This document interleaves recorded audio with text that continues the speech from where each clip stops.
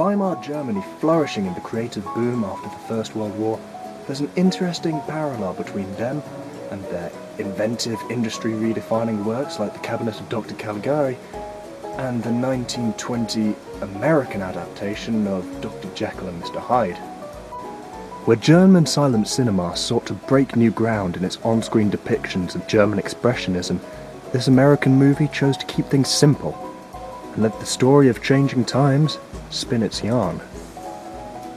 From the start, director John S. Robertson's adaptation of Robert Louis Stevenson's novella creates an interesting setting where the righteous, holier-than-thou protagonist of Dr. Jekyll works tirelessly to help the tragic poor of London. With the 1920s, a decade F. Scott Fitzgerald immortalised as the Jazz Age, beginning to take shape, the film appears to cast aside the old world and the stuck-up upper class. But it doesn't have any good things to say about pioneering science either, with Jekyll's work being dismissed as supernatural. Sure, that's what it ends up being, but he starts out as just a man with a chemistry set, far from a supernatural being. The movie's best feature is probably the clever way in which title cards for introducing characters also serve as the film's credits, with a little note telling you which actor is which character as they arrive on screen. That statement is, unfortunately, the best way to sum up the film. The greatest thing about it is its title cards. Sure, the transformation scene is good acting and the makeup for Dr. Hyde is impressive.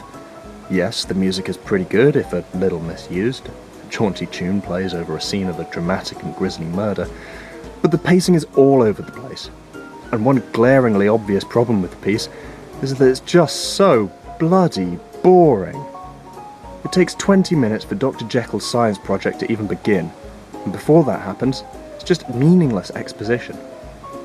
I can see the argument for having said exposition. Of course, we want to know who the hell these people are, but what the movie shows and explains can be done in 5 minutes by any competent director. And in terms of setting up a sense of pacing for the film, well, we've already established that the pacing is bad.